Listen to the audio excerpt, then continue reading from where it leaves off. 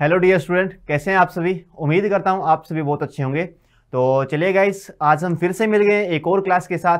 तो चलिए हम स्टार्ट करते हैं। ये जो क्लास है वो एसएससी सीजीएल मेंस के लिए रहेगी। तो चलिए स्टार्ट करते हैं। सबसे पहले तो मेरे बारे में, मेरा नाम है घनश्याम पारिक, आपका फिजिक्स मेंटोर। और गाइस मैंने बहुत सारे बच्चों को टीच किया है, जिसमें से बहुत सारे जो बच्चे हैं वो गवर्नमेंट जॉब के अंदर भी हैं। आप भी अगर गवर्नमेंट जॉब पाना चाहते हैं तो जुड़े रहिए मेरे साथ। तो चलिए गाइस, टाइम वेस्ट नहीं करते हैं, क्लास को स्टार्ट करते हैं। देखिए आज की क्लास का जो पहला क्वेश्चन है, among the flowing the derived quantities, इनमें से कौन सी आपको दिया गया है। चार ऑप्शन आपको दिए गए हैं, मास, लेंथ, डेंसिटी या टाइम। इनमें से आपको बताने कि ड्राइव्ड क्वांटिटी कौन सी होती है। तो गाइस सबसे पहले तो आपको यह पता होना चाहिए कि ड्राइव्ड क्वांटिटी या फंडामेंटल क्वांटिटी जो है वो होती क्या है। तो गाइस पहली एक होती है आपकी फंडामेंटल क्वांटिटीज। अब फंडामेंटल क्वांटिटीज वो क्वांटिटीज होती हैं जो किसी दूसरी क्वांटिटीज पे डिपेंड नहीं करती, यानी कि वो अपने आप में स्वतंत्र है। ठीक है, यानी कि दूसरी क्वांटिटी की मदद से हम उनको नहीं लिख सकते। ऐसे ही दूसरी होती है हमारी ड्राइव्ड क्वांटिटी। अब ड्राइव्ड क्वांटिटी क्या होती है, जिसको लिखने के लिए हमें फंडामेंटल क्वांटिटीज की जरूरत पड़ती है, यानी कि फंडामेंटल क्वांटिटीज की हेल्प से उनको हम लिखते हैं। तो गाइज यहां पर अगर देखें मास, लेंथ, डेंसिटी या टाइम के अंदर, तो मास, लेंथ, डेंसिटी और टाइम के अंदर देखें तो मास, देखिए मास ऐसी क्वांटिटी है जो अपने आप में स्वतंत्र है। अगर मास की बात करें, द्रव्यमान की बात करें, तो इसकी यूनिट जो होती है वो क्या होती है, केजी। यूनिट क्या होती है, केजी, और ये अपने आप में क्या है, स्वतंत्र है। ठीक है, ऐसे ही लेंथ की बात करें तो लेंथ की यूनिट जो होती है वो होती है मीटर, और लेंथ भी अपने आप में क्या है, स्वतंत्र है। ऐसे ही अगर हम डेंसिटी की बात करते हैं तो डेंसिटी गाइज होती है mass divide by volume. Density क्या होती है, मास डिवाइड बाय वॉल्यूम। अब देखिए डेंसिटी को लिखने के लिए हमें मास की भी जरूरत पड़ेगी और वॉल्यूम की भी जरूरत पड़ेगी। ठीक है, और वॉल्यूम को लिखने के लिए हमें किसकी जरूरत पड़ेगी, लेंथ की जरूरत पड़ेगी। यानी कि वॉल्यूम होती है क्या, वॉल्यूम होती है मीटर क्यूब। क्या होती है, मीटर क्यूब। तो यहां पर हमें 3 मीटर की जरूरत पड़ेगी इसको लिखने के लिए, वॉल्यूम को लिखने के लिए। ऐसे ही डेंसिटी को लिखने के लिए हमें मास डिवाइड बाय वॉल्यूम की जरूरत पड़ेगी। तो ये जो क्वांटिटी है हमारी डेंसिटी, ये कैसी क्वांटिटी, ये ड्राइव्ड क्वांटिटी है। इसकी अगर यूनिट की बात करें तो यूनिट क्या होगी, मास की होती है केजी, और डिवाइड बाय वॉल्यूम की क्या होगी, मीटर क्यूब। तो kg divide by meter cube, kg meter divide by meter cube, ये क्या होगी, डेंसिटी की यूनिट होगी। यानी कि डेंसिटी हमारी यहां पर क्या होगी, एक ड्राइव्ड क्वांटिटी होगी। ऐसे ही टाइम की बात करते हैं, हम किसकी बात करते हैं, समय की अगर बात करते हैं तो समय की यूनिट क्या होती है, समय की यूनिट होती है सेकंड, और समय भी अपने आप में क्या है, एक फंडामेंटल क्वांटिटीज है। गाइस फंडामेंटल क्वांटिटीज हमारे पास 7 है, मैं सातों की सातों आपको बता देता हूं कौन कौन सी है। देखिए पहली जो फंडामेंटल क्वांटिटी है वो है मास। अगर यूनिट की बात करें तो यूनिट है केजी। ऐसे ही दूसरी जो फिजिकल क्वांटिटी हमारे पास है जो फंडामेंटल है वो है लेंथ, और लेंथ की अगर यूनिट की बात करें तो लेंथ की यूनिट होती है मीटर। ऐसे ही एक है हमारे पास टाइम, और टाइम की यूनिट क्या होती है, टाइम की यूनिट होती है सेकंड।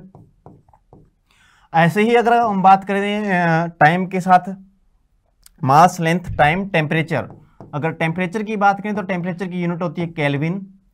ऐसे ही हमारे पास एक होती है इलेक्ट्रिक करंट, इलेक्ट्रिक करंट, और इलेक्ट्रिक करंट की अगर बात करें तो यूनिट होती है इसकी एम्पियर। ऐसे ही हमारे पास है ल्यूमिनस इंटेंसिटी, ल्यूमिनस इंटेंसिटी, और ल्यूमिनस इंटेंसिटी की यूनिट की बात करें तो इसकी यूनिट होती है कैंडेला। ऐसे ही हमारे पास एक होती है अमाउंट ऑफ सब्सटेंस। क्या होती है, amount of substance, amount of substance, और अमाउंट ऑफ सब्सटेंस की अगर यूनिट की बात करें तो इसकी यूनिट होती है मोल।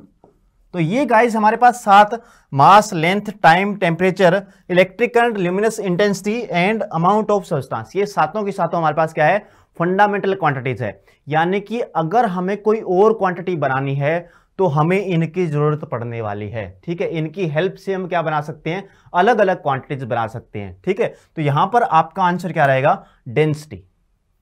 तो चलिएगा इस सेकंड क्वेश्चन की हम बात करते हैं, which of following is not a fundamental unit. तो अभी अभी गाइज मैंने आपको बताया कि कौन सी फंडामेंटल यूनिट है, कौन सी फंडामेंटल यूनिट है। जल्दी से इस क्वेश्चन का आंसर दे देंगे, जितने भी बच्चे हमें देख रहे हैं लाइव वो जल्दी से क्या कर देंगे, आंसर दे देंगे। ठीक है, देखिए न्यूटन, किलोग्राम, मीटर, सेकंड।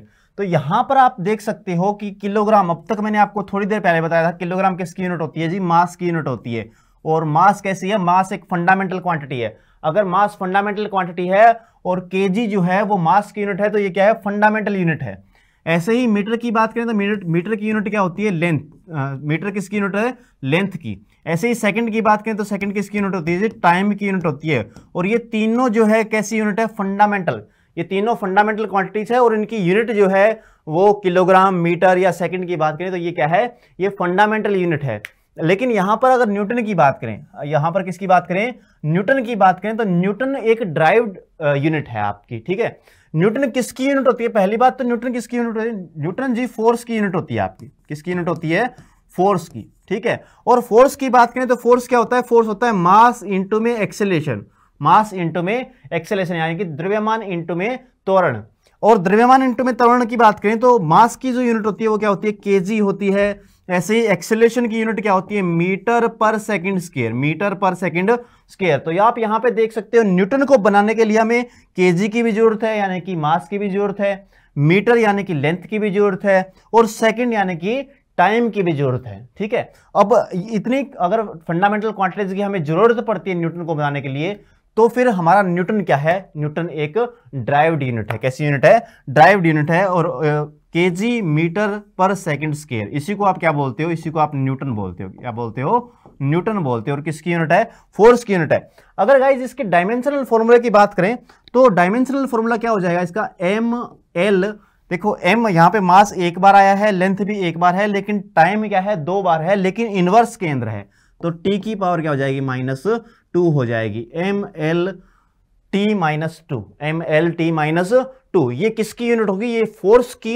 ये क्या होगा, एम एल टी -2, ये फोर्स का डायमेंशनल फॉर्मूला है गाइस। इसका आंसर क्या हो जाएगा जी, न्यूटन या न्यूटन। चलिए बढ़ते हैं नेक्स्ट क्वेश्चन की तरफ। लाइट ईयर, पहली बात तो आपको पता होना चाहिए किसकी यूनिट होती है, लाइट ईयर किसकी यूनिट होती है। तो लाइट ईयर की बात करें, लाइट ईयर की बात करें तो लाइट ईयर यूनिट है डिस्टेंस की। किसकी यूनिट होती है, डिस्टेंस की। और लाइट ईयर होता क्या है, यहां पर आपसे ये पूछा गया है, light emitted by sun in 1 year, time taken by light to travel from sun to earth, the distance travelled by light in free space in 1 year, time taken by earth to go 1 round of the sun. तो जल्दी से answer करेंगे। देखिए अगर मैं बात करूं light year की, तो लाइट ईयर क्या है, आपका ऑप्शन नंबर जो सी है वो क्या रहेगा, करेक्ट आंसर रहेगा। यानी कि the distance travel by light in free space in 1 year, 1 साल के अंदर निर्वात के अंदर प्रकाश जितनी डिस्टेंस ट्रेवल करता है उसी को आप क्या बोलते हो, लाइट ईयर बोलते हो। उसी क्या बोलते हो आप, लाइट ईयर बोलते हो। लाइट ईयर किसकी यूनिट है, डिस्टेंस की, यानी कि दूरी की यूनिट होती है लाइट ईयर। और अगर हम बात करें लाइट ईयर के मीटर के अंदर, 1 लाइट ईयर की अगर बात करें, 1 लाइट ईयर की अगर बात करें तो 1 लाइट ईयर किसके बराबर होगा, 9.46 इंटू 10⁻15 मीटर, 9.46 इंटू 10⁻15 मीटर। इतने मीटर जो है वो ट्रेवल करता है 1 साल के अंदर प्रकाश, किसके अंदर, वैक्यूम के अंदर, निर्वात के अंदर, ठीक है। तो 1 लाइट ईयर बराबर किसके है, 9.46 इंटू 10⁻15 मीटर इसके बराबर है। और लाइट ईयर डिस्टेंस की यूनिट है। और लाइट ईयर है क्या, प्रकाश के द्वारा 1 साल के अंदर निर्वात में तय की गई दूरी। तो चलिएगा इस क्वेश्चन के अंदर इतना ही फिलहाल, बढ़ते हैं हम नेक्स्ट क्वेश्चन की तरफ। नेक्स्ट क्वेश्चन है, what is the correct sequence in which the length of following unit increases. आपको 3 यूनिट यहां पर दी गई है, एंगस्ट्रॉम, माइक्रोन और नैनोमीटर। आपको इनको इंक्रीजिंग ऑर्डर के अंदर लगाना है। किसके अंदर लगाना है, इंक्रीजिंग ऑर्डर के अंदर लगाना है। जल्दी से लगा देंगे इंक्रीजिंग ऑर्डर के अंदर। चलिए देखिए यहां पर एंगस्ट्रॉम आपको दिया गया है, माइक्रोन आपको दिया गया है और नैनोमीटर आपको दिया गया है। तो देखिए गाइस सबसे पहले हम इनकी बात करते हैं। देखो एंगस्ट्रॉम जो होता है वो क्या होता है, 10⁻⁻10 मीटर, 10⁻⁻10 मीटर बराबर क्या होता है, 1 एंगस्ट्रॉम होता है। ऐसे ही अगर माइक्रोन की बात करें, किसकी बात करें, माइक्रोन की बात करें, तो माइक्रोन क्या होता है, 10⁻⁻6 मीटर। ऐसे ही अगर नैनोमीटर की बात की जाए, किसकी बात की जाए, नैनोमीटर की बात की जाए, तो नैनोमीटर बराबर क्या होता है, 10⁻⁹ मीटर, 10⁻⁹ मीटर। तो अब यहां पर देख सकते हैं आप सबसे बड़ा कौन सा है, सबसे छोटा कौन सा है। तो सबसे छोटा, क्योंकि इंक्रीजिंग ऑर्डर के अंदर लगाना है तो हमें सबसे छोटा पहले लिखना है, उसके बाद बड़ा लिखना है, उसके बाद बड़ा लिखना है। चलिए देखिए सबसे छोटा कौन सा है, तो सबसे छोटा आपको दिखाई दे रहा है एंगस्ट्रॉम। सबसे छोटा कौन सा है, एंगस्ट्रॉम। तो फर्स्ट ऑप्शन हमारा क्या आएगा 1। उसके बाद क्या है नैनोमीटर, उसके बाद क्या है नैनोमीटर। देखिए माइक्रोन और नैनोमीटर, माइक्रोन यहां पर बड़ा है किससे, नैनोमीटर से। तो सेकंड पे क्या आएगा हमारा 3 नंबर, और फिर आएगा हमारा 2 नंबर। यानी कि ये जो ऑर्डर होगा 132 यानी कि सबसे बड़ा कौन सा है, सबसे बड़ा है माइक्रोन, उससे छोटा कौन सा है, उससे छोटा नैनोमीटर, और उससे छोटा है एंगस्ट्रॉम। ठीक है, तो ऑप्शन नंबर कौन सा हो जाएगा हमारा 132। ऑप्शन नंबर सी हमारा क्या होगा, करेक्ट आंसर होगा इस क्वेश्चन का। देख लीजिए एक बार, एंगस्ट्रॉम सबसे छोटा है, उसके बाद नैनोमीटर है, और उसके बाद क्या है माइक्रोन है। ठीक है, और ये भी आपको पता होना चाहिए, एक एंगस्ट्रॉम बराबर 10⁻⁻10 मीटर है, एक माइक्रोन या माइक्रोमीटर भी बोलते हैं इसको, माइक्रोन बराबर क्या है 10⁻6 मीटर है। ऐसे ही एक नैनोमीटर बराबर क्या है 10⁻9 मीटर है यहां पर। चलिए गाइस बढ़ते हैं हम नेक्स्ट क्वेश्चन की तरफ। The numerical ratio of displacement to the distance covered is always. आपको दो क्वांटिटीज यहां पर दी गई है, एक दिया गया है डिस्टेंस और दूसरा दिया गया है आपको displacement.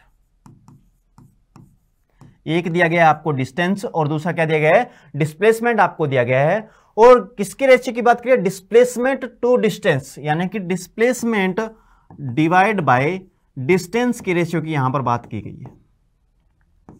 Displacement divide by distance के रेशियो की यहां पर बात की गई है। तो सबसे पहले तो आपको यह पता होना चाहिए डिस्टेंस क्या होती है, डिस्प्लेसमेंट क्या होती है, और इनका आपस में रिलेशन क्या है। तो भाई सबसे पहले डिस्टेंस होती है आपकी एक्चुअल पाथ ट्रेवल्ड। एक्चुअल जो आप पाथ ट्रेवल करते हो वो क्या होती है, डिस्टेंस होती है।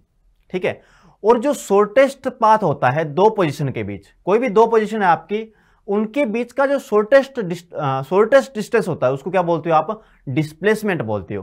तो इसका मतलब ये है कि डिस्टेंस या तो डिस्प्लेसमेंट से बड़ा होगा और या डिस्प्लेसमेंट से क्या होगा, डिस्टेंस या तो डिस्प्लेसमेंट के बराबर हो सकता है और या फिर डिस्टेंस जो है वो डिस्प्लेसमेंट से क्या होगा, बड़ा होगा। ठीक है, क्योंकि डिस्टेंस क्या है, एक्चुअल पाथ है, और डिस्प्लेसमेंट क्या है, शॉर्टेस्ट पाथ है। तो शॉर्टेस्ट पाथ जो है वो या तो बराबर होगा और या फिर क्या होगा, छोटा होगा। यानी कि देखो अगर मैं ए पोजीशन से बी पोजीशन की बात करें, ए पोजीशन से कहां बात करें, बी पोजीशन की बात करें, और आप ऐसे चले गए तो ये क्या है, डिस्टेंस है। ये क्या है, डिस्टेंस है। आप ऐसे चले गए तो ये भी क्या है, डिस्टेंस ही है। लेकिन क्योंकि ये शॉर्टेस्ट पाथ है तो इसको हम क्या बोल सकते हैं, डिस्प्लेसमेंट बोल सकते हैं। क्या बोल सकते हैं, डिस्प्लेसमेंट बोल सकते हैं। और ये हमारा क्या होगा, ये हमारा डिस्टेंस होगा। तो यहां पर अब ये जो डिस्प्लेसमेंट है ये डिस्टेंस भी है, ये डिस्टेंस भी है लेकिन डिस्प्लेसमेंट भी है साथ में। ठीक है, क्योंकि ये शॉर्टेस्ट पाथ है, शॉर्टेस्ट डिस्टेंस है, इसलिए इसको क्या बोल दिया हमने, डिस्प्लेसमेंट बोल दिया। तो गाइज यहां पे पता चल रहा है आपको कि डिस्टेंस और डिस्प्लेसमेंट के बीच में क्या ले रहे हैं, डिस्टेंस या तो बड़ा हो सकता है या फिर बराबर हो सकता है किसके, डिस्प्लेसमेंट के। या तो बड़ा हो सकता है या बराबर हो सकता है किसके, डिस्प्लेसमेंट के। तो यहां पर आपसे पूछा गया है ratio between distance and displacement. यहां पर रेशियो आपसे पूछा गया है, तो डिस्प्लेसमेंट और डिस्टेंस का क्या रेशियो बनेगा, ये रेशियो जो होगा या तो ये छोटा होगा और या बराबर होगा किसके, 1 के। या तो 1 से छोटा होगा और या फिर 1 के बराबर होगा। अगर डिस्प्लेसमेंट और डिस्टेंस दोनों बराबर हैं तो किसके बराबर होगा, 1 के बराबर होगा। और अगर डिस्प्लेसमेंट छोटा है डिस्टेंस से तो 1 से क्या होगा, छोटा होगा। यानी कि आपको ऑप्शन नंबर 1 के बराबर या उससे कम, इक्वल टू और लेस देन 1, यानी कि सी ऑप्शन जो रहेगा वो आपका क्या रहेगा, करेक्ट आंसर रहेगा। सी ऑप्शन आपके क्वेश्चन का क्या रहेगा, करेक्ट आंसर रहेगा। चलिए गाइस बढ़ते हैं नेक्स्ट क्वेश्चन की तरफ। A passenger in moving train tosses a 5 rupee coin. If coin falls behind him, the train must be moving with uniform. यानी कि आपसे कहा जा रहा है कि एक ट्रेन के अंदर कोई व्यक्ति बैठा हुआ है, एक ट्रेन है, ट्रेन के अंदर कोई व्यक्ति यहां पर ऐसे बैठा हुआ है, ये व्यक्ति है। अब ट्रेन के अंदर व्यक्ति बैठा है और ये सिक्का उछालता है, ये क्या उछालता है, एक सिक्का उछालता है। अब अगर ट्रेन आपकी कांस्टेंट वेलोसिटी से चलेगी, ये आप रियल लाइफ के अंदर इस चीज को फील करके देख सकते हो। अगर ट्रेन आपकी कांस्टेंट वेलोसिटी से चलेगी तो ये सिक्का जहां से उछाला गया है वहीं आके वापस गिर जाएगा। सिक्का जहां से उछालोगे वहीं आके वापस गिर जाएगा। या अगर यहां इस पॉइंट से आपने सिक्का उछाला तो ये ऊपर जाएगा और वापस यहीं आके गिर जाएगा, अगर आपकी ट्रेन कांस्टेंट वेलोसिटी से चल रही है या कांस्टेंट स्पीड से चल रही है। तो देखिए पहला जो सी और डी जो ऑप्शन है, यूनिफॉर्म वेलोसिटी से, क्योंकि सिक्का पीछे गिर रहा है, सिक्का यहां से उछाला गया और गिर यहां रहा है, इसके पीछे गिर रहा है, तो कांस्टेंट यूनिफॉर्म स्पीड या वेलोसिटी की तो यहां पर बात ही नहीं कर सकते हम। यूनिफॉर्म स्पीड से भी नहीं चल रही और यूनिफॉर्म वेलोसिटी से भी नहीं चल रही। ये ऑप्शन तो हमारे कट हो गए, सी और डी ऑप्शन हमारा नहीं बन सकता। या तो ये एक्सेलेरेशन के अंदर है और या रिटार्डेशन के अंदर है। अगर आपका सिक्का आगे की तरफ गिरता है, अगर ट्रेन चल रही है, अगर ट्रेन आपकी चल रही है और सिक्का पीछे रह जाए, सिक्का आगे की तरफ गिर जाए इस तरफ, तो इसका मतलब ट्रेन की स्पीड क्या हो रही है, कम हो रही है। ट्रेन की स्पीड क्या हो रही है, कम हो रही है। आपने जब सिक्का उछाला तब ट्रेन की स्पीड ज्यादा थी और बाद में ट्रेन की स्पीड क्या हो गई, कम हो गई, इसलिए सिक्का आपका आगे गिर गया। ऐसे ही अगर आपकी ट्रेन की स्पीड बढ़ रही है, ट्रेन की स्पीड क्या हो रही है, इंक्रीज हो रही है, ज्यादा हो रही है, तो इसका मतलब यह है कि आपने जो सिक्का उछाला वो आपके पीछे आके गिरा। क्योंकि आपके जब आपने सिक्का उछाला तो सिक्के की स्पीड तो बढ़ी नहीं, क्योंकि सिक्का तो ट्रेन से अलग हो गया। सिक्का क्या हो गया, ट्रेन से अलग हो गया, तो सिक्का जो है उसकी स्पीड तो बढ़ेगी नहीं और आपकी स्पीड बढ़ गई, तो आप आगे चले गए और सिक्का वहीं रहा, यानी कि आपके पीछे गिर गया। तो इसका मतलब क्या है, इसका मतलब ट्रेन जो है वो यूनिफॉर्म एक्सेलेरेशन के अंदर चल रही है। किसके अंदर चल रही है, यूनिफॉर्म एक्सेलेरेशन के अंदर, यानी कि एक यूनिफॉर्म त्वरण के साथ ट्रेन आपकी चल रही है, आगे की तरफ बढ़ रही है वो। ठीक है, तो इसका आंसर जो होगा वो ऑप्शन नंबर क्या होगा, ए होगा। ठीक है, क्या ट्रेन एक्सेलेरेशन के अंदर चल रही है, कांस्टेंट स्पीड या वेलोसिटी के अंदर नहीं चल रही, और रिटार्डेशन के अंदर चलेगी तो सिक्का क्या रह जाएगा, आपसे आगे गिरेगा। ठीक है, और अगर एक्सेलेरेशन के अंदर चलेगी तो सिक्का क्या गिरेगा, आपसे पीछे गिरेगा। तो इस क्वेश्चन का आंसर जो है वो क्या बनेगा, त्वरण के अंदर चल रही है। और ये जो सारे क्वेश्चन है ये ट्रेन वाले, ये आपको याद रखने हैं, क्योंकि पेपर के अंदर एग्जैक्टली ऐसे क्वेश्चन पूछे जाते हैं। चलिए बढ़ते हैं नेक्स्ट क्वेश्चन की तरफ। If an object having mass of 1 kg is subjected to a force of 1 newton it moves with, यहां पर आपको कहा गया है कि 1 किलोग्राम द्रव्यमान वाली कोई वस्तु है जिसके ऊपर 1 न्यूटन का आपने फोर्स लगाया है। कितने न्यूटन का फोर्स लगाया है, 1 न्यूटन का आपने क्या लगाया है, फोर्स लगाया है। तो इसके साथ क्या होगा, 1 मीटर की गति से speed of 1 metre per second, speed of 1 kilometre per second, an acceleration of 10 metre per second square, an acceleration of 1 metre per second square. तो यहां पर आप देखिए, अगर फोर्स की बात करें F इज इक्वल टू, तो फॉर्मूला आपके पास क्या है, F is equal to m a, F is equal to m a. और गाइस ये F is equal to m a आया कहां से, second law of Newton, Newton के गति के दूसरे नियम से क्या है, F is equal to m a आया है यहां पर। तो F is equal to m a, F की वैल्यू आपको दे रखी है कितना है, F इज इक्वल टू क्या है, 1 न्यूटन है, और बराबर मास आपको दे रखा है, मास कितना है, 1 kg है, और एक्सेलेरेशन आपको फाइंड करना है, ए की वैल्यू आपको फाइंड करनी है। तो यानी कि ए बराबर क्या हो जाएगा, 1 डिवाइड बाय 1, यानी कि क्या रहेगा, 1, यानी कि ए इज इक्वल टू आपका है 1 metre per second square, 1 metre per second square, यानी कि एक्सेलेरेशन जो होगा वो क्या होगा, 1 मीटर पर सेकेंड स्क्वायर होगा। एक्सेलेरेशन क्या होगा, 1 मीटर पर सेकेंड स्क्वायर होगा, an acceleration of 1 metre per second square, an acceleration of 1 metre per second square. Option D जो होगा वो आपके क्वेश्चन का क्या होगा, करेक्ट आंसर होगा। आप गाइज ये भी सोच रहे होंगे कि 1 मीटर पर सेकेंड की गति से क्यों नहीं चली, क्योंकि हो सकता है कि वो पहले से गति के अंदर होगी। ये भी हो सकता है ना कि जब आपने फोर्स लगाया, तो वो वस्तु जो है वो पहले से ही गति कर रही थी 5 मीटर पर सेकंड की स्पीड से, आपने फोर्स लगाया इतना 1 न्यूटन का, तो उसकी स्पीड जो है, उसकी वेलोसिटी जो है वो 1 मीटर पर सेकंड और बढ़ गई होगी। ऐसा भी हो सकता है, इसलिए ऑप्शन नंबर डी जो बनेगा वो आपका क्या बनेगा, करेक्ट आंसर बनेगा, an acceleration of 1 metre per second square, an acceleration of 1 metre per second square के स्पीड से वो क्या रहेगी, आगे बढ़ती रहेगी। चलिए नेक्स्ट हम बात करते हैं, in cricket match while catching a fast moving ball, a fielder the ground gradually pull his hands backward with moving ball to reduce the velocity to zero the act represent. Question आपसे कह रहा है कि आपने cricket खेला होगा अभी भी, जब क्रिकेट खेलते हो आप और आपकी तरफ अगर मान लीजिए किसी प्लेयर ने आप खेला और आपकी तरफ बॉल आ रही है, अब आपकी तरफ बॉल आ रही है, कई बार आप जब कैच करते हो तो अपने हाथों को ऐसे पीछे की तरफ करते हो, अपने हाथों क्या करते हो, ऐसे पीछे की तरफ करते हो। अगर आप अपने हाथों को पीछे की तरफ ऐसे कर रहे हो तो आपको पता है कि एकदम से जो रुकने वाली बॉल है वो आपको चोट पहुंचा देगी, लेकिन हाथों को पीछे इसलिए करते हो ताकि आपको चोट ना लग जाए, ताकि क्या ना लग जाए, आपको चोट ना लग जाए। ये न्यूटन की गति का कौन सा नियम है, यहां से यही पूछा गया आपसे कि न्यूटन की गति का पहला नियम है, न्यूटन की गति का दूसरा नियम है, या न्यूटन की गति का तीसरा नियम है, या फिर ऊर्जा संरक्षण का नियम है। कौन सा नियम है ये जिसमें आप बॉल को कैच करते टाइम अपने हाथों को क्या कर सकते हो, पीछे खींच लेते हो? जल्दी से बता देंगे क्वेश्चन का आंसर। देखिए न्यूटन की गति का पहला नियम, ये देखिए न्यूटन की गति का कौन सा नियम है, सेकंड नियम है। न्यूटन की गति का कौन सा नियम है, ये दूसरा नियम है।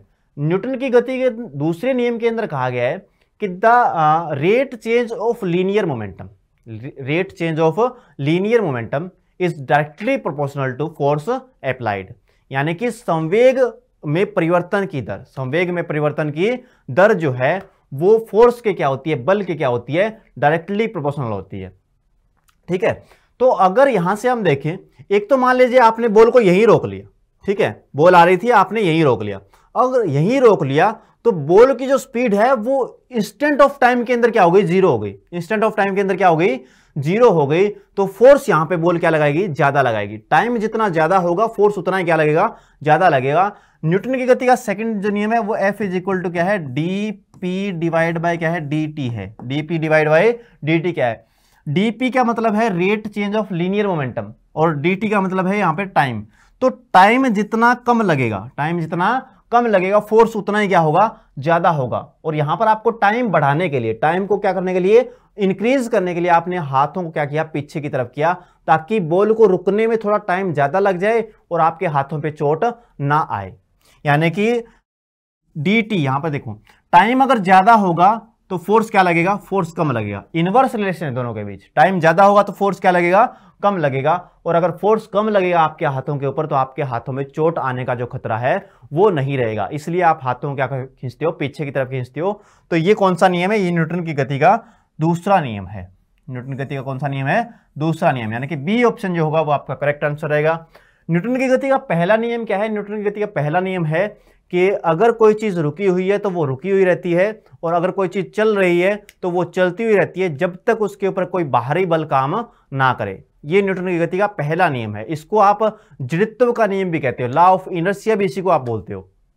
ऐसे ही न्यूटन की गति का सेकंड नियम मैंने आपको अभी समझाया, संवेग में परिवर्तन की दर, संवेग में परिवर्तन की दर क्या होती है, फोर्स के डायरेक्टली प्रोपोर्शनल होती है। ठीक है, ये न्यूटन की गति का दूसरा नियम है। अगर तीसरे नियम की बात करें तो न्यूटन की गति का तीसरा नियम कहता है कि एक्शन और रिएक्शन क्या होती है, always equal and opposite in direction, यानी कि क्रिया और प्रतिक्रिया सदैव समान लेकिन विपरीत दिशा में कार्य करती है। ऐसे ही ऊर्जा संरक्षण का नियम कहता है, ऊर्जा संरक्षण का नियम कहता है कि जो टोटल एनर्जी है वो क्या रहती है, कंजर्व रहती है। टोटल एनर्जी क्या रहती है, कंजर्व रहती है, यानी कि एनर्जी को ना तो हम बना सकते हैं और ना ही हम खत्म कर सकते हैं, बल्कि एनर्जी को हम एक फॉर्म से दूसरी फॉर्म में ट्रांसफर कर सकते हैं। ऐसा नहीं हो सकता कि एनर्जी को हम बना दें या खत्म कर दें। यानी कि energy neither can be created nor can be destroyed, it can change from one form to another form. तो इस क्वेश्चन का जो आंसर होगा वो क्या होगा, बी ऑप्शन, न्यूटन की गति का दूसरा नियम। चलिए बढ़ते हैं नेक्स्ट क्वेश्चन की तरफ। The work done become zero if, आपसे पूछा गया है कि वर्क डन जो है वो कब जीरो हो जाएगा। तो देखिए पहले वर्क डन के फॉर्मूले की तरफ चलते हैं। ये फॉर्मूले जितने भी हैं ये आपको याद रख लेना, क्योंकि यही आपको क्वेश्चन का आंसर देना सिखाएंगे। W इज इक्वल टू क्या होता है, फोर्स इनटू डिस्प्लेसमेंट। ये R जो वेक्टर है, ये ऐसे W इज इक्वल टू क्या लिखते हैं, F vector R vector, F vector और R वेक्टर। R क्या होता है, R पोजीशन वेक्टर होता है। R क्या होता है, पोजीशन वेक्टर होता है, यानी कि इसको आप बोल सकते हो विस्थापन। क्या बोल सकते हो, विस्थापन। ये क्या रहेगा, बल और गुणा में क्या रहेगा, विस्थापन। गुणा में क्या रहेगा, विस्थापन। अब इसको हम W को ऐसे भी लिख सकते हैं, W is equal to F R cos theta. कैसे लिख सकते हैं, F R cos theta, F R cos theta, F R cos theta क्या होगा, डब्ल्यू होगा, यानी कि वर्क डन बराबर क्या होगा, फोर्स इंटू में डिस्प्लेसमेंट इंटू में कोस थीटा। तो यहां पर आप देख सकते हो कि जो वर्क डन है वो कब जीरो हो जाएगा, या तो बल जीरो हो जाए, या तो ये चीज ये क्या हो जाए, जीरो हो जाए। एफ की वैल्यू अगर जीरो हो गई तो वर्क डन क्या हो जाएगा, जीरो हो जाएगा। ऐसे ही अगर आर की वैल्यू जीरो हो गई तो भी वर्क डन क्या हो जाएगा, जीरो हो जाएगा। ऐसे ही अगर कोस थीटा की वैल्यू जीरो हो गई तो भी वर्क डन क्या हो जाएगा, जीरो हो जाएगा। ठीक है, यानी कि विस्थापन के लंबवत बल हो या विस्थापन शून्य हो, इस कंडीशन में बल क्या हो जाए, सॉरी ये वर्क डन क्या हो जाएगा, जीरो हो जाएगा। अगर डिस्प्लेसमेंट जीरो है तो वर्क डन क्या हो जाएगा, जीरो हो जाएगा। ऐसे ही अगर फोर्स एक्टिंग डिस्प्लेसमेंट जीरो है तो वर्क डन जीरो हो जाएगा। Force acting on body zero है तो भी वर्क डन क्या हो जाएगा, जीरो हो जाएगा। ऐसे ही फोर्स परपेंडिकुलर टू डिस्प्लेसमेंट, अगर फोर्स जैसे मान लीजिए फोर्स ऐसे लग रहा है और डिस्प्लेसमेंट ऐसे हो रहा है, अगर ये परपेंडिकुलर 90 डिग्री का यहाँ पे एंगल बनता है तो यहाँ पर देखिए थीटा की वैल्यू क्या हो जाएगी, 90 हो जाएगी, और कोस 90 की वैल्यू क्या होती है, जीरो होती है। तो कोस थीटा की वैल्यू भी क्या हो जाएगी, जीरो हो जाएगी। इस केस में भी वर्क डन क्या होगा, जीरो होगा। ठीक है, देखिए थीटा की अगर बात करें तो कब वर्क डन क्या होगा, अगर थीटा की वैल्यू 90 डिग्री है, थीटा की वैल्यू क्या है, 90 डिग्री, तो वर्क डन क्या होगा, वर्क डन होगा जीरो। अगर थीटा की वैल्यू है आपकी 0 डिग्री तो वर्क डन क्या होगा, यहां पर इस कंडीशन में मैक्सिमम होता है, क्योंकि कोस थीटा यहां पे कोस 0 की वैल्यू क्या आएगी, 1 आएगी, कोस 0 की वैल्यू क्या आएगी, 1 आएगी। और अगर थीटा की वैल्यू 180 डिग्री होती है, क्या होती है, 180 डिग्री, तो आपको पता है कोस थीटा, कोस जो 180 डिग्री होता है, कोस 180 डिग्री क्या होता है, -1 होता है। तो यहां पे क्या होगा, यहां पे नेगेटिव वर्क डन हो जाएगा, क्या हो जाएगा, नेगेटिव वर्क डन हो जाएगा। इस कंडीशन को भी आपको क्या रखना है, ध्यान रखना है। थीटा 0 डिग्री है तो वर्क डन क्या रहेगा, मैक्सिमम रहेगा, यानी कि पॉजिटिव रहेगा। और यहां पर अगर थीटा की वैल्यू 90 डिग्री है तो वर्क डन क्या होगा, जीरो होगा। ठीक है, यानी कि विस्थापन के लंबवत बल अगर है, फोर्स परपेंडिकुलर टू डिस्प्लेसमेंट है, इस केस में वर्क डन क्या होगा, जीरो होगा। डिस्प्लेसमेंट अगर जीरो है तो भी वर्क डन क्या होगा, जीरो होगा। और force acting on body zero है तो भी वर्क डन क्या होगा, जीरो होगा। यानी कि ऑप्शन नंबर डी जो रहेगा वो आपका करेक्ट आंसर रहेगा। उपरोक्त सभी कथन यानी कि जितने भी हैं यहां पर दिए गए आपको, वो सारे के सारे वर्क डन को क्या कर सकते हैं, जीरो कर सकते हैं। यही आपसे पूछा गया कि वर्क डन कब जीरो आपका हो जाएगा। बढ़ते हैं नेक्स्ट क्वेश्चन की तरफ। इन केस ऑफ नेगेटिव, यही क्वेश्चन आपसे पूछा गया, मैंने अभी थोड़ी देर पहले आपको एक्सप्लेन किया ये चीजें। जल्दी से क्वेश्चन का क्या दे देंगे, आंसर दे देंगे। In case of negative work the angle between the force and displacement, angle between force and displacement, यानी कि अगर आपका वर्क डन क्या है, नेगेटिव है। वर्क डन का फॉर्मूला देखो, W इज इक्वल टू क्या है, क्या रहेगा, W इज इक्वल टू रहेगा F R cos theta, F R cos theta. तो यहां पर एफ और आर की बात नहीं हो रही है, अब की बार किसकी बात हो रही है, कोस थीटा की बात हो रही है। तो मैंने अभी आपको बताया कि कोस थीटा, अगर कोस थीटा की वैल्यू, थीटा की वैल्यू अगर आपकी 90 डिग्री है तो क्या हो जाएगा, ये कोस थीटा की वैल्यू 0 होगी अगर 90 डिग्री है। और अगर दूसरा केस है, अगर आपकी थीटा की वैल्यू 0 डिग्री होगी तो कोस थीटा की वैल्यू क्या होगी, कोस थीटा की वैल्यू होगी 1। ऐसे ही अगर बात करें, मान लीजिए थीटा की वैल्यू क्या है, 180 डिग्री है, तो कोस थीटा की वैल्यू क्या होगी, -1 होगी, क्या होगी, -1 होगी। और ये माइनस का साइन आगे आ जाएगा, यहाँ पे माइनस का साइन क्या आ जाएगा, आगे आ जाएगा, और वर्क डन क्या होगा, नेगेटिव हो जाएगा। वर्क डन क्या हो जाएगा, नेगेटिव हो जाएगा। यानी कि थीटा की वैल्यू कितनी चाहिए हमको, अगर नेगेटिव वर्क डन करना है तो थीटा की वैल्यू क्या होनी चाहिए, 180 डिग्री होनी चाहिए। यानी कि फोर्स और डिस्प्लेसमेंट जो है उनके बीच में एंगल कितना होना चाहिए, 180 डिग्री होना चाहिए। चलिए नेक्स्ट हम क्वेश्चन की बात करते हैं। A body of weight 5 kg on equator, एक बॉडी है जिसका इक्वेटर पे वेट कितना है, 5 kg है। At the poles it likely to be weight, equator अगर पोल की बात करें तो पोल पे वेट क्या होगा। तो सबसे पहले आप ये देखिए कि अगर हम W की बात करते हैं, W मतलब यहां पर वेट रहेगा, W क्या रहेगा, यहां पर वेट रहेगा। देखिए पहले वाले क्वेश्चन जब कर रहे थे तो W क्या था, वर्क डन था, लेकिन यहां पर W क्या है, वेट है। तो वेट किसके बराबर होता है, वेट होता है m इंटू में g के बराबर, मास इंटू में ग्रेविटी, मास इंटू में ग्रेविटी। यानी कि अर्थ कोई चीज को किस बल से अपनी तरफ खींच रही है वो उस बॉडी का क्या होता है, वेट होता है। W इज इक्वल टू क्या रहेगा, mg रहेगा।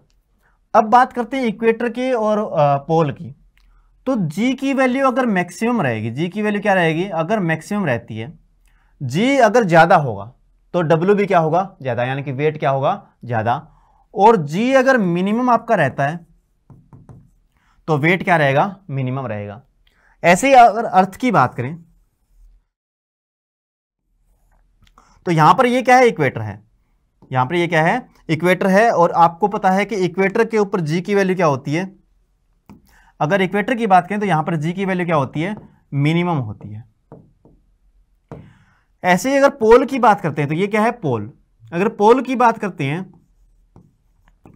तो यहां पर जी की वैल्यू क्या रहती है, मैक्सिमम रहती है। जी की वैल्यू क्या रहती है, मैक्सिमम रहती है। और अगर इक्वेटर से हम पोल की तरफ आते हैं तो जी क्या रहता है, बढ़ता रहता है। और पोल से अगर इक्वेटर की तरफ जाएंगे तो जी क्या रहता है, घटता रहता है। तो यहां पर देखिए आपको इक्वेटर के ऊपर क्या कहा गया है कि इक्वेटर पे वेट क्या है, 5 kg है। इक्वेटर पे वेट क्या है, 5 kg है। तो जी की वैल्यू जब मिनिमम है तो वेट कितना है, 5 kg है। जी की वैल्यू जब मिनिमम है तो वेट कितना है, 5 kg है।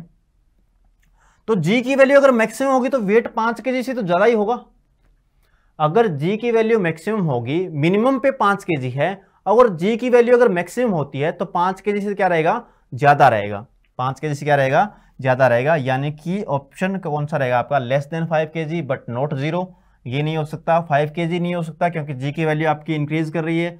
0 kg भी नहीं हो सकता, क्या रहेगा, more than 5 kg, more than 5 kg। यानी कि 5 kg से क्या रहेगा, ज्यादा रहने वाला है। यहां पर 5 kg से क्या रहेगा, ज्यादा रहेगा। ऑप्शन डी जो रहेगा वो आपका क्या रहेगा, करेक्ट आंसर रहेगा। चलिए देखते हैं नेक्स्ट क्वेश्चन की तरफ देखते हैं। Consider flowing part of spectra. आपको स्पेक्ट्रम के कुछ पार्ट आपको दिए गए हैं। कौन सा है, विजिबल, इंफ्रारेड, अल्ट्रावायलेट और माइक्रोवेव। ये 4 आपको दिए गए हैं और आपको लगाना है इनको वेवलेंथ के इंक्रीजिंग ऑर्डर के अंदर। किस में लगाना है, वेवलेंथ के इंक्रीजिंग ऑर्डर के अंदर आपको लगाना है। तो सबसे पहले तो आपको पता होना चाहिए इलेक्ट्रोमैग्नेटिक स्पेक्ट्रम के पैटर्न। मैंने आपको बहुत बार बताए हुए हैं गाइज, इलेक्ट्रोमैग्नेटिक स्पेक्ट्रम का पैटर्न क्या रहता है। अब इलेक्ट्रोमैग्नेटिक स्पेक्ट्रम के पैटर्न की बात करें तो सबसे ऊपर कौन सा आता है, सबसे ऊपर आता है आपका गामा। सबसे ऊपर क्या आता है, गामा। इनको हम लिख लेते हैं जैसे इंक्रीजिंग वेवलेंथ के हिसाब से हम लिख लेते हैं इनको। तो सबसे ऊपर क्या आएगा, गामा। उसके बाद कौन सा आता है, उसके बाद आता है एक्सरे। उसके बाद कौन सा आता है, उसके बाद आता है अल्ट्रावायलेट। उसके बाद कौन सा आता है, यूवी, अल्ट्रावायलेट। उसके बाद आता है विजुअल रीजन। उसके बाद आता है आपका इंफ्रारेड। उसके बाद आता है आपका माइक्रोवेव। और उसके बाद आता है आपकी रेडियो वेव। ये रहता है आपके इलेक्ट्रोमैग्नेटिक स्पेक्ट्रम का पैटर्न। इलेक्ट्रोमैग्नेटिक स्पेक्ट्रम का अगर पैटर्न की बात करें तो क्या रहता है, सबसे ऊपर गामा, उसके बाद एक्सरे, उसके बाद यूवी, उसके बाद विजिबल रीजन, उसके बाद इंफ्रारेड, उसके बाद आपकी माइक्रोवेव और उसके बाद रेडियो वेव। ये पैटर्न रहता है। और सबसे मैक्सिमम जो वेवलेंथ होती है, यहां पर रेडियो वेव की बात करें तो यहां पर वेवलेंथ क्या रहती है, मैक्सिमम रहती है। और अगर गामा की बात करें तो यहां पर वेवलेंथ क्या है, मिनिमम रहती है। तो हमें क्या लगाना है, हमें लगाना है इंक्रीजिंग ऑर्डर के अकॉर्डिंग लगाना है हमें। तो इसका मतलब क्या है, सबसे पहले कम वेवलेंथ वाला आएगा, उसके बाद ज्यादा वाला आएगा, उसके बाद और ज्यादा वाला आएगा, उसके बाद सबसे ज्यादा वाला आएगा। 4 हमें दे रखे हैं यहां पर। तो सबसे ऊपर देखिए, सबसे ऊपर कौन सा है, अगर इन 4 की बात करें तो सबसे ऊपर कौन सा है, अल्ट्रावायलेट है। सबसे ऊपर कौन सा है, अल्ट्रावायलेट है। तो 1 नंबर तो इसका बनेगा।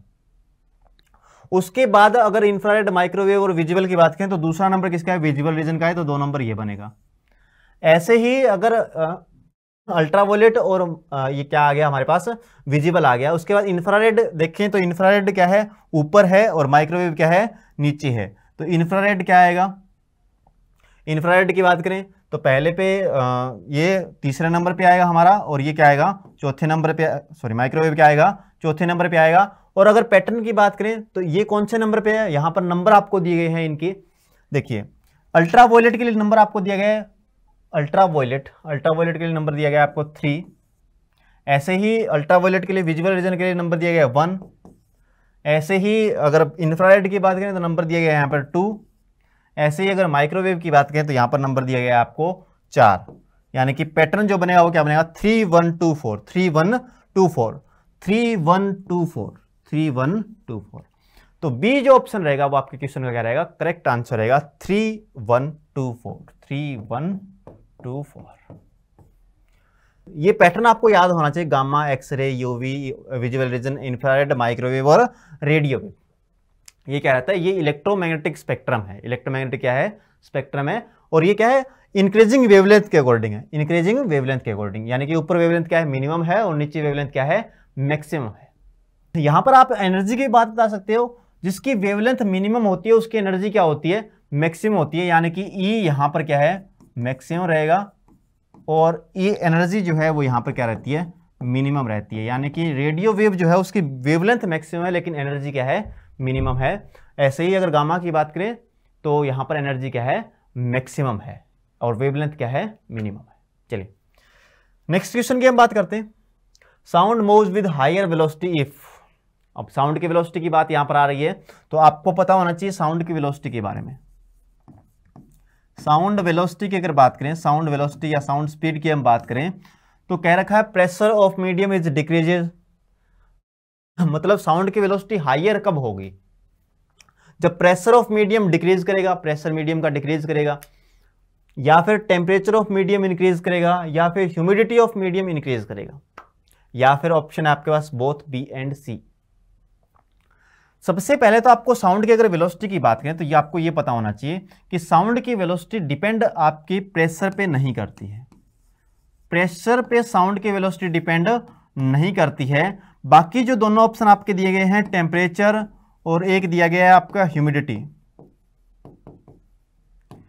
टेम्परेचर और ह्यूमिडिटी, इन दोनों पे क्या करती है, डिपेंड करती है। प्रेशर पे साउंड की स्पीड डिपेंड नहीं करती है। कई बार आपके सामने क्वेश्चन होता है कि अगर प्रेशर को डबल कर दिया जाएगा तो साउंड की स्पीड क्या हो जाएगी, साउंड की स्पीड वही रहेगी जो पहले थी। प्रेशर डबल करने से साउंड की स्पीड डबल नहीं होती है, प्रेशर के मतलब प्रेशर पे डिपेंड नहीं करती है।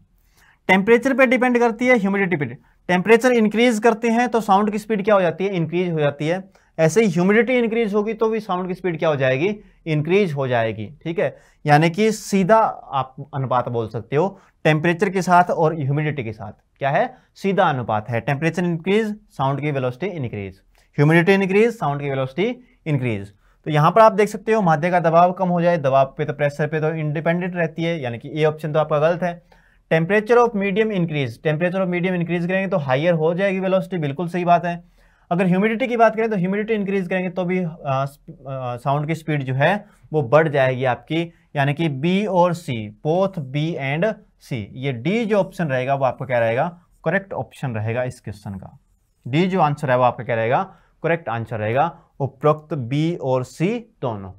यानी कि टेम्परेचर पे भी डिपेंडेंट है और ह्यूमिडिटी पे डिपेंडेंट है, लेकिन कैसे डिपेंड करती है ये मैंने आपको बताया कि टेम्परेचर अगर बढ़ाते हैं तो साउंड की स्पीड बढ़ जाती है, और अगर ह्यूमिडिटी इंक्रीज करते हैं तो भी साउंड की स्पीड क्या हो जाती है, इंक्रीज कर जाती है। ठीक है, तो ये आपको क्या रखना है, ध्यान रखना है बिल्कुल। चलिए गाइस, मिलते हैं आपसे नेक्स्ट क्लास के अंदर। Till then take care.